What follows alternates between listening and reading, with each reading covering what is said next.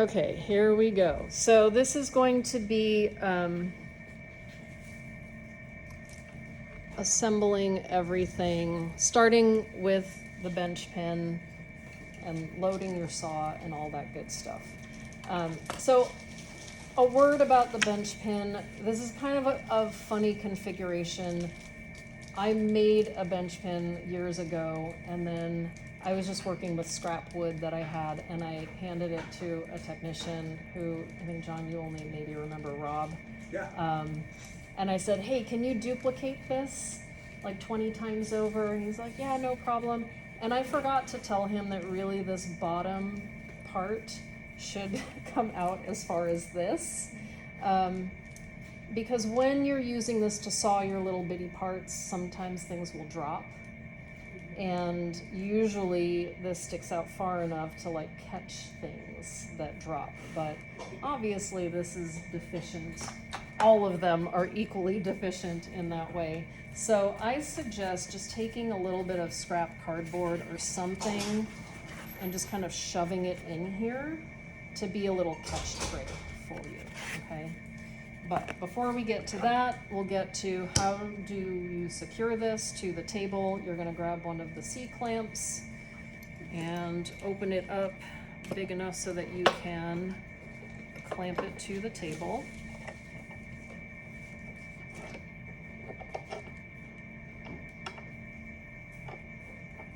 And just make sure, give it a little wiggle, make sure that it's not going to move on you. And then I'm gonna put in my little makeshift catch tray just to show you what it can look like. Probably don't really need it today, but I'll just leave it there until it becomes bothersome.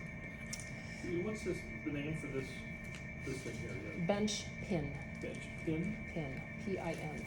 And the reason why it's elevated like this is that you want this working portion of it to be about chest height. So that's why it's in this funky configuration, accommodating for most tables, which are around, what is it, 24 inches high or so. So if it's just kind of a regular tabletop rather than a working one, like a workbench is slightly taller, but this gets you approximately chest height. And that way, sometimes you see bench pins and it's literally just a piece of wood with a couple of V's cut out of it. That's assuming that your tabletop is at that proper chest height, okay? And all of your chairs go up and down. You can stand and do this, so you just kind of figure out what is the most ergonomic and comfortable for you. But just know that like proper sawing height with or anything that you do on the bench pin, this portion should be about chest height. Okay. So bench pin is secured. Now I'm looking at my saw. Okay, so your saw should have two little tabs to unscrew and screw and secure the blade. My blade is already in here, so I'm just going to undo it just to show you from scratch how this all happens.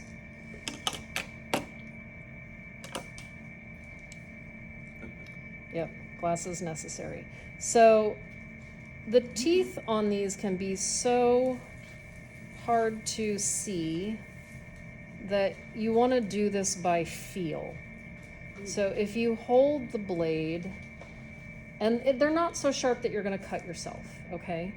But if you hold the blade and you run your finger in one direction, you'll feel the teeth, but it feels smooth compared to the other direction where you really feel your skin catching.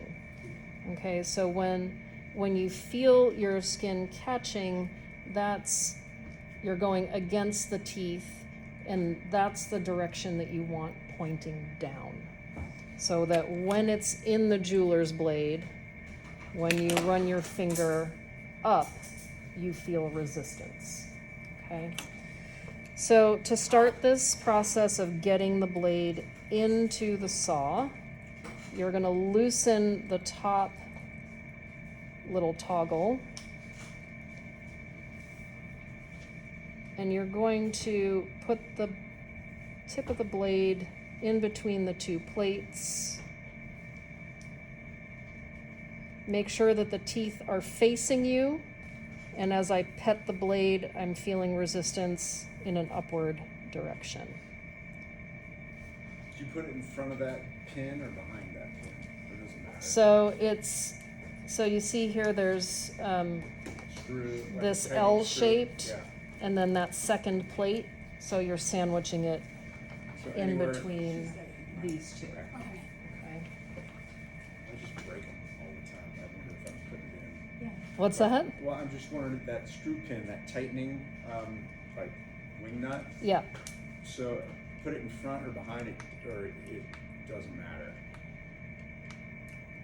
In front or behind, I'm So sorry. there's that pin, that through pin that tightens. Yeah?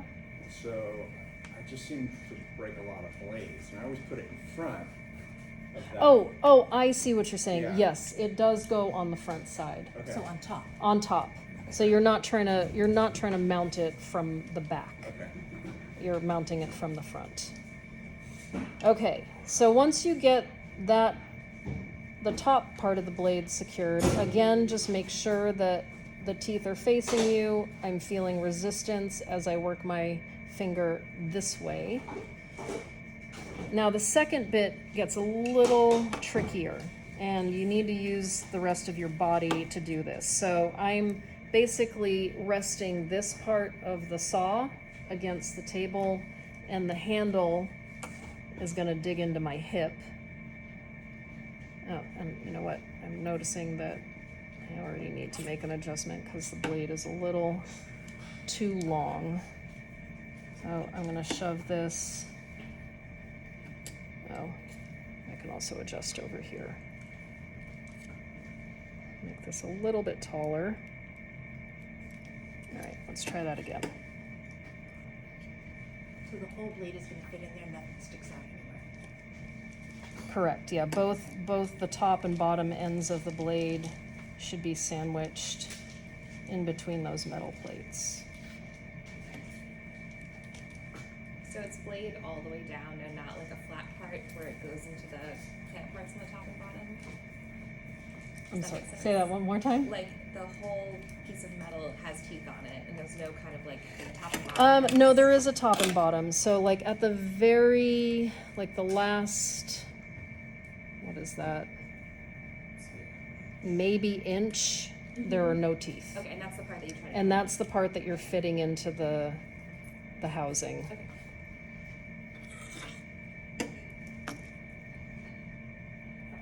But the reason why I made the height of the overall blade a little bit taller is that the top part of the blade was almost all the way in, and this bottom part of the blade was almost touching the bottom housing.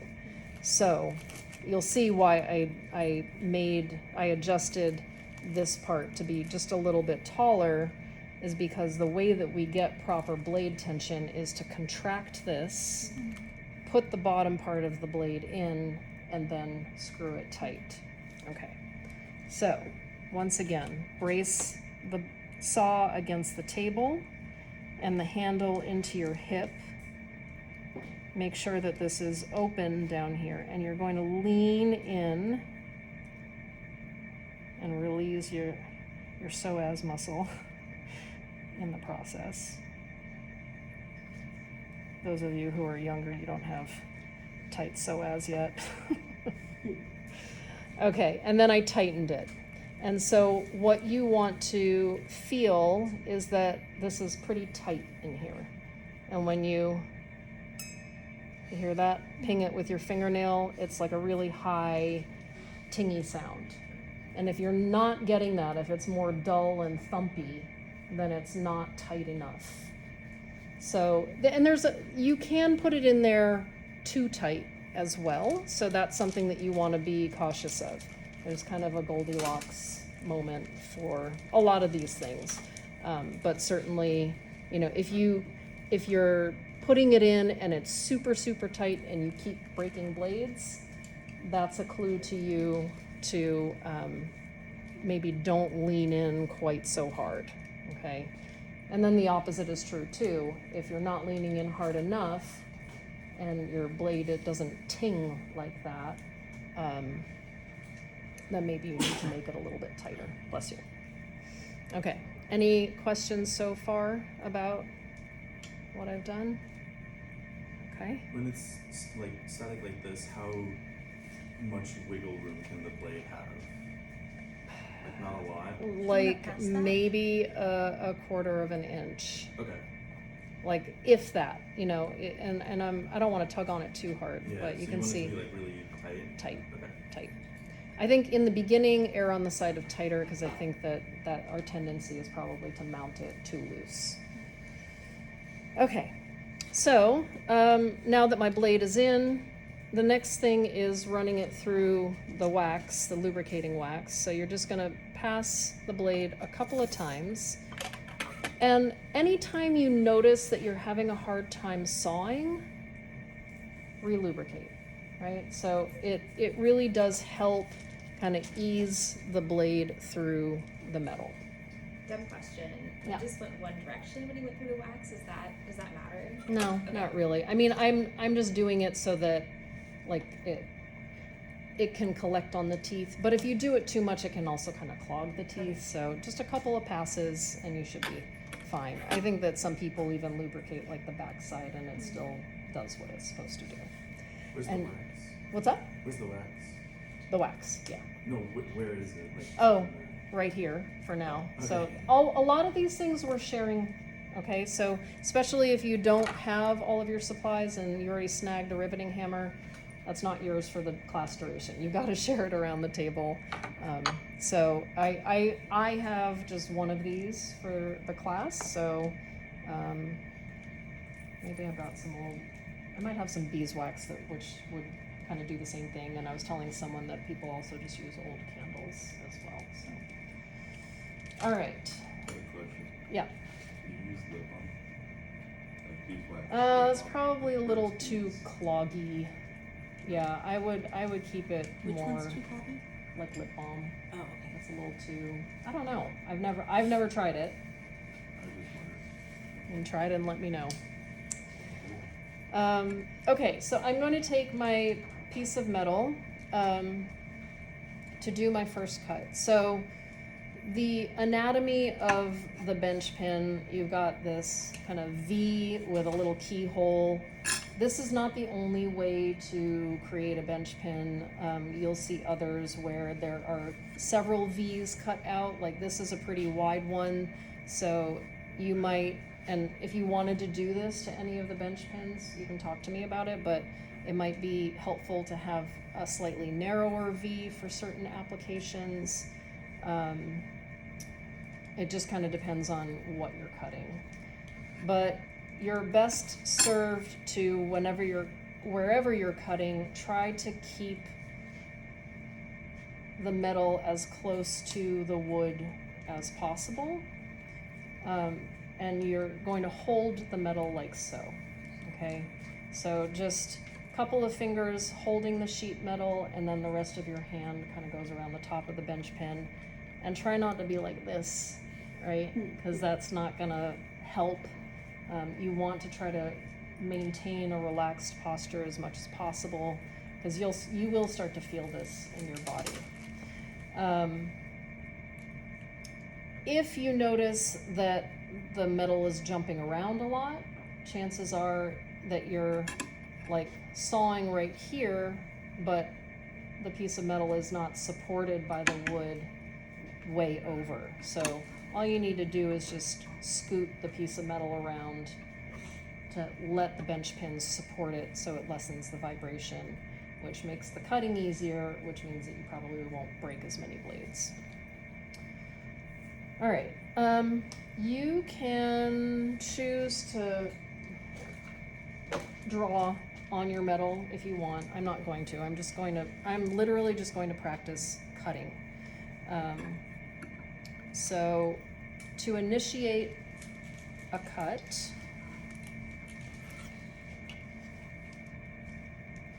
at first, just keep your thumb between the blade and the piece of metal. And you can hold the initial cut at an angle. And you now like put a little notch in there. And that's, your thumb helps you kind of create that notch. And once you feel like you've got it, then you're just going to hold the metal and go up and down, up and down.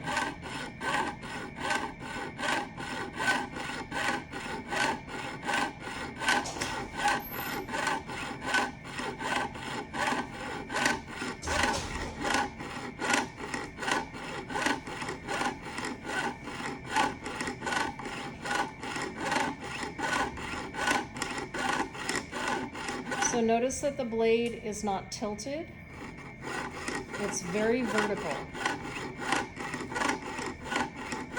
And notice that my metal's not jumping around. Okay, so I'm doing a straight line. That seems to be going pretty well. Let's try making a turn. So as I turn the metal, not the blade. And don't try to turn the metal without the blade going.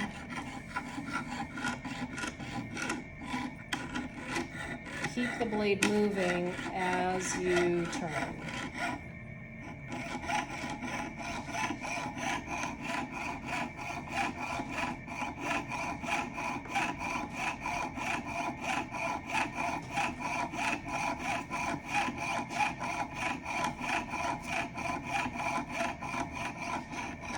Do another turn.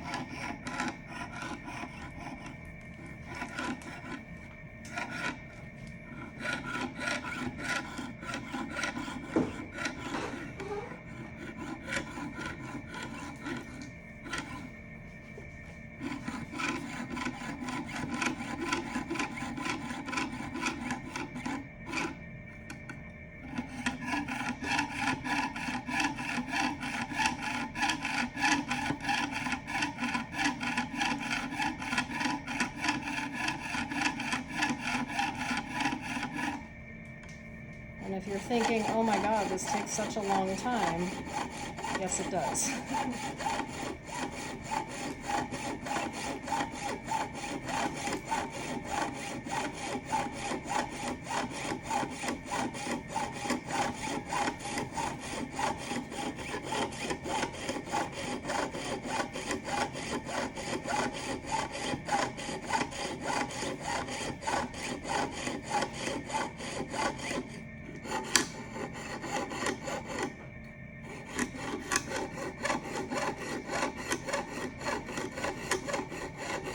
Switching it to do,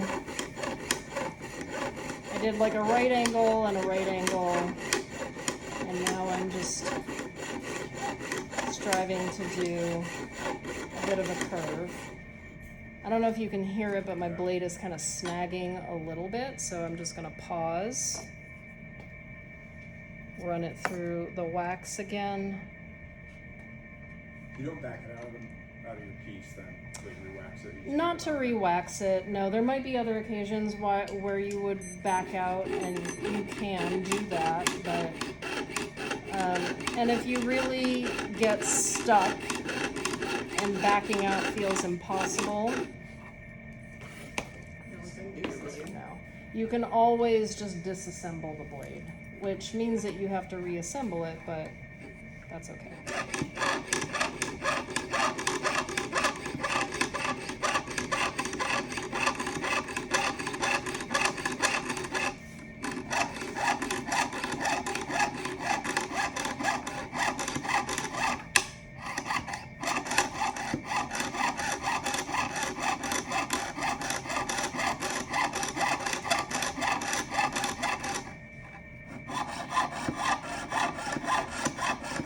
Try to use the full length of the blade too. Notice I'm not just doing this, right? Really go fully up and down.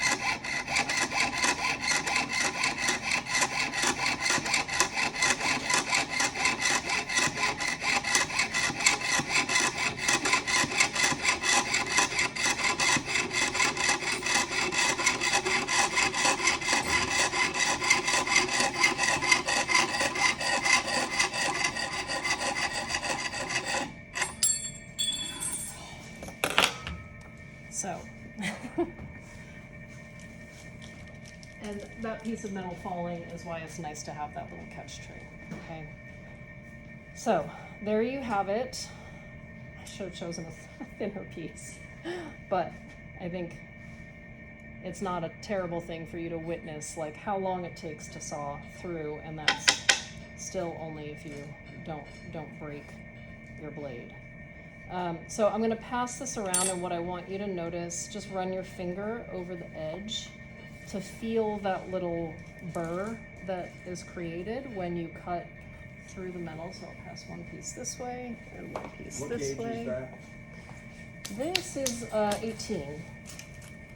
So how do you know? Like if you just have scrap metal and you're like, oh, I don't know what gauge this is.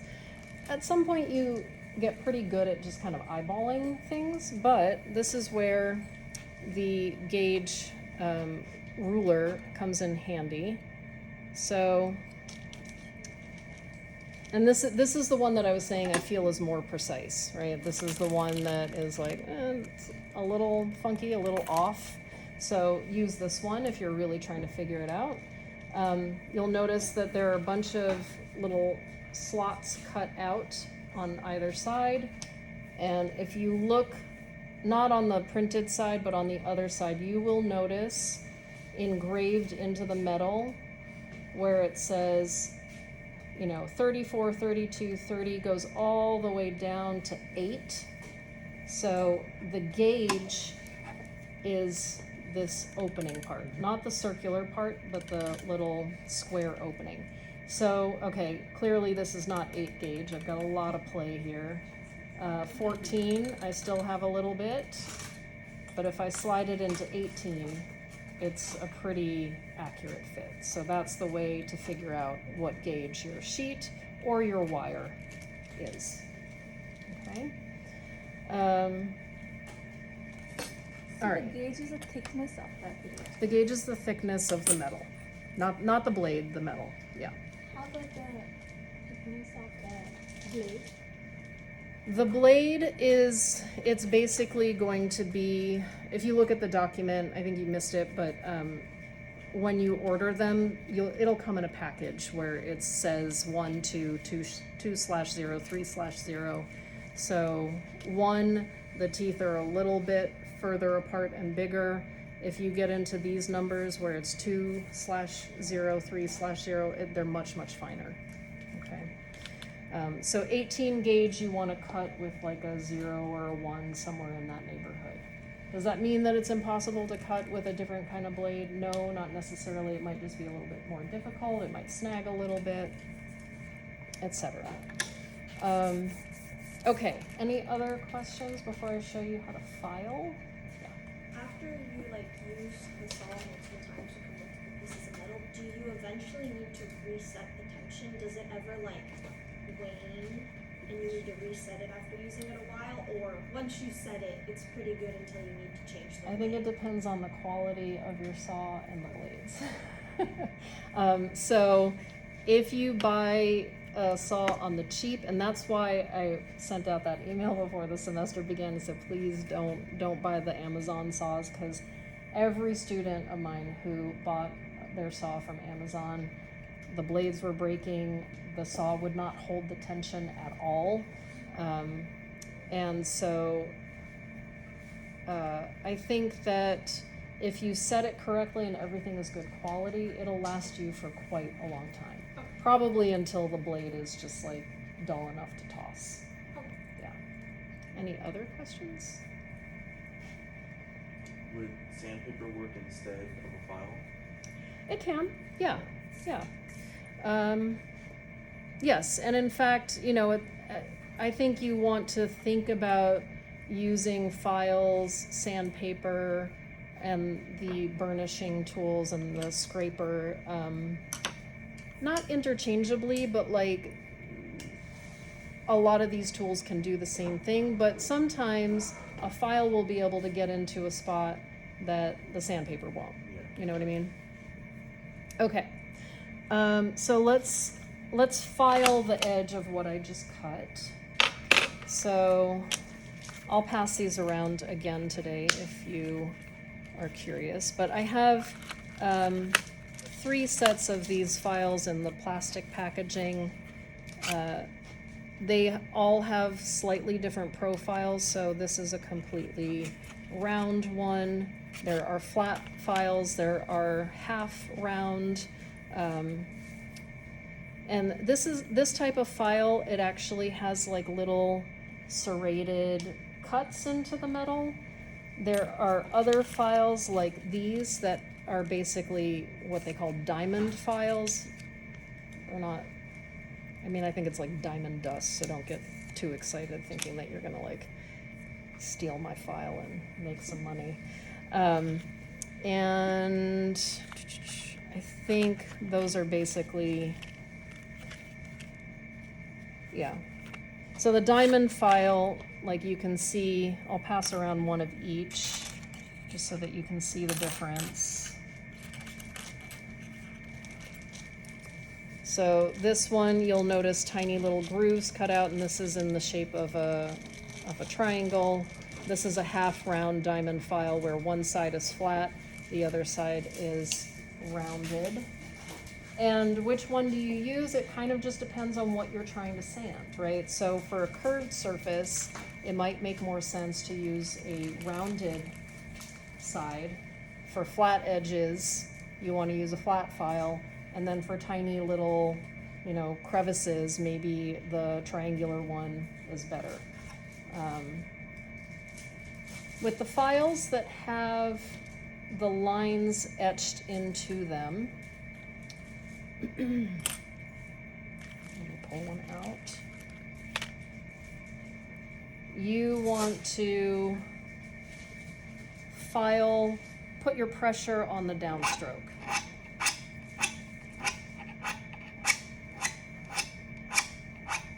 And it doesn't mean that you can't drag back this way, but you don't you have more control, and the teeth, so to speak, are meant to be used on the downstroke.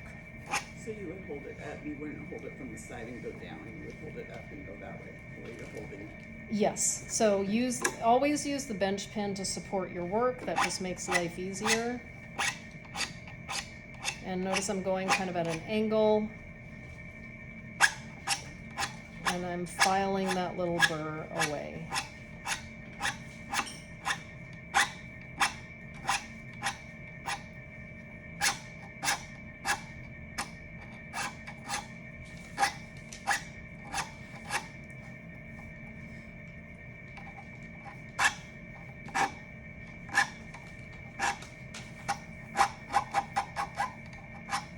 And it doesn't hurt to just do one pass on the sharp corners.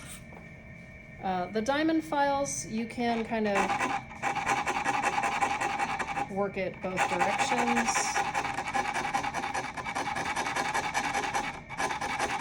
I'm using the half round for that curved cut that I did.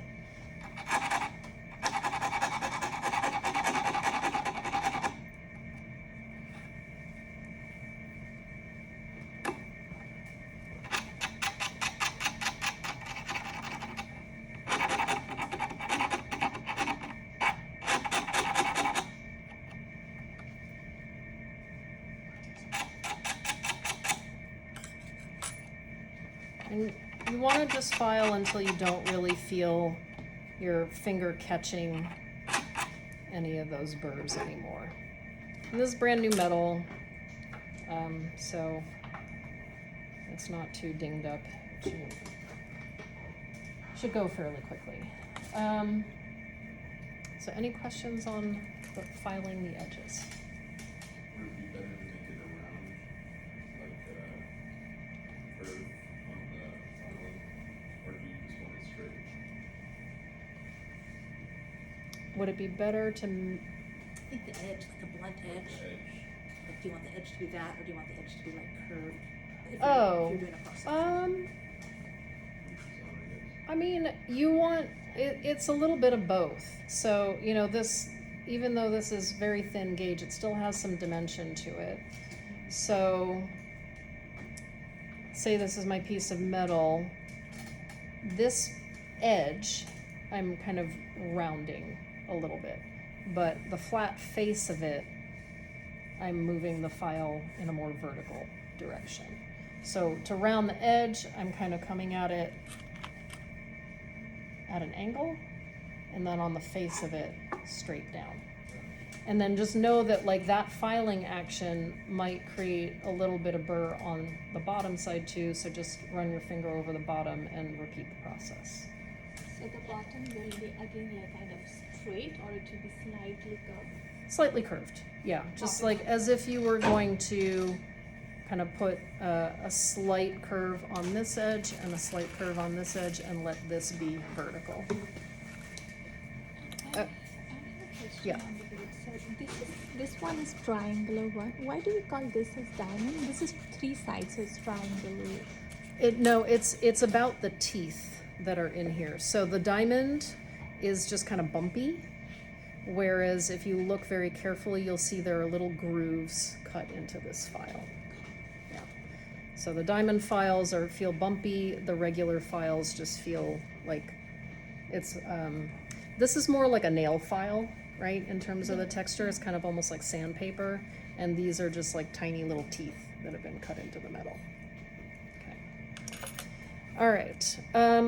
Let's say that you have a piece of metal like this one, right? Can you all see that there's like a little wiggle in it?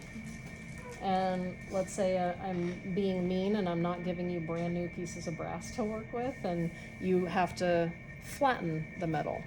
So in that case, you would want to, you can try it on your bench pin too, but I think if it's really kinked up, use one of the anvils and one of the soft mallets. It can be this style. It can also be, you see hanging on the inside of the door, there are the leather mallets, the rawhide mallets. And you're basically going to use the mallet to flatten the piece of metal. So for this practice assignment, if you want to try a piece of brass and a piece of copper, you're probably going to have to hammer the copper flat. The brass is brand new, so you shouldn't have to.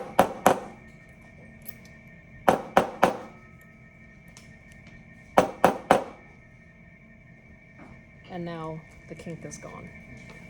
Okay. If you start hammering, like let's say you have a really mangled piece of metal and you're hammering, and you got it a little bit flat, but not all the way, and it doesn't seem to be doing anything more, the chances that you probably need to anneal the wire or the metal, and that will soften it, and then you can continue malleting it. So, but I think I'll save that for, one-on-one demo for now if anyone encounters that. But I, of course, once we get around to riveting, I will show you how to anneal metal, for the whole class. Okay. So I think that's all I'm going to show you for now. Any questions before I let you start practicing sawing? Would you recommend hammering it flat before you cut it out? Yes. Okay. Yes. Yeah. Anytime you're trying to cut or drill the metal, you're going to make your life easier if it's flat. Can I see the pieces of the unfiled and filed cut metal? Yeah. Here's the one that I did not file, and that's the one that I did file. And it's feel it more than try to look for it, although you've got very young eyes. Yes. Doesn't matter if we cut it in a straight line or not. You mean to sawing? Yeah. I would say do a little bit of everything. So I think the initial cut, the easiest thing is going to be to do a straight line. Then, and this is where using a pencil or a Sharpie on your metal is going to be very advantageous. So I would love for everybody to try a straight cut, try a curvy cut, try a zigzag.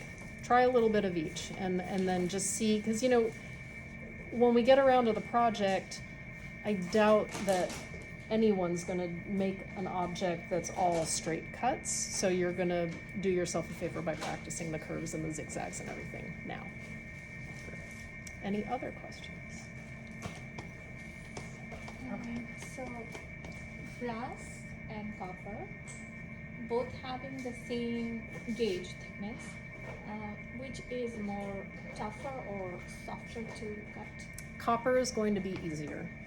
Copper is softer than brass. If they're the same gauge, right? Yeah. So, in that other bucket, there are some brass pieces that they're thin as paper. Don't use these for this particular project. This you could literally cut with scissors, so there's no need to saw that stuff. But yeah, copper is a little bit softer than brass. Anything else? Okay, let's have you try.